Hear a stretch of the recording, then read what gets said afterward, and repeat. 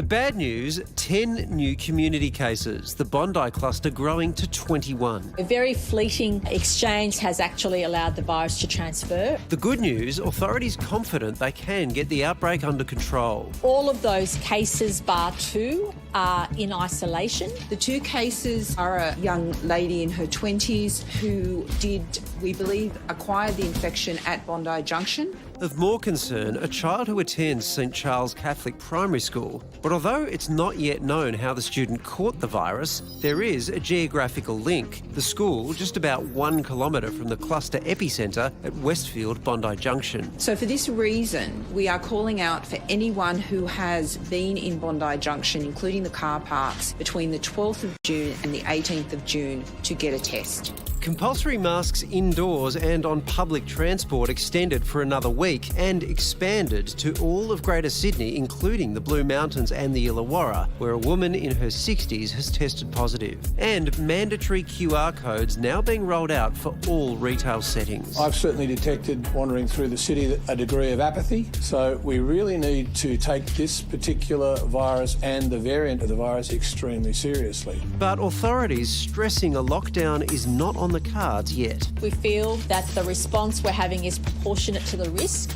But we also need to recognise that the Delta variant of the COVID virus is actually a gold medalist when it comes to jumping from one person to another. It is a long jumper. And Dr Norman Swan joins us now from Sydney. Norman, how concerned are you by the increase in cases? Well, I think you've got to get the balance here between increasing cases and the context of the cases. So a significant number are actually occurring while people are already in isolation. And you also know the chain of transmission. So I think as we speak, I think there's only one mystery case, but it's early on in the contact tracing.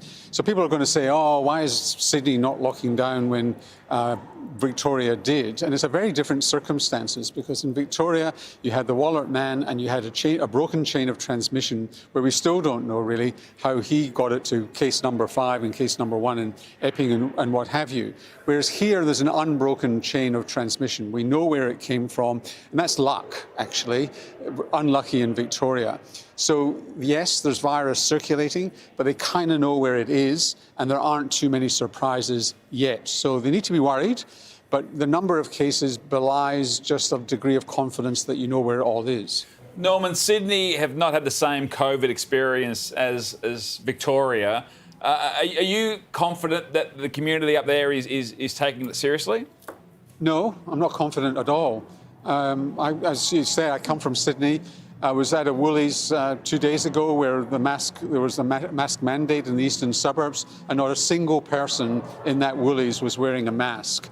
So if that was reflected elsewhere, then I think there is an issue that people are not taking this seriously. And if they don't take it seriously, we'll be in lockdown. Norman, you mentioned there that the devil is always in the detail, and you explained before how the Sydney outbreak is different to the Victorian outbreak, but people often don't hear the detail. They just hear, 10 cases in Sydney, they're not locking down, Victoria would have locked down in a heartbeat.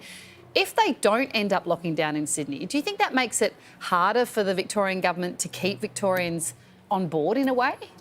So lockdowns have not disappeared because we've not vaccinated the population. So lockdowns in every state is a significant possibility moving forward. New South Wales was lucky a few weeks ago because they had a broken chain of transmission. Remember the man who was shopping for barbecue shops? Well, we don't know how he got the virus. Now that could have been just like Victoria, and it would have spread, and Sydney would have had to go into lockdown.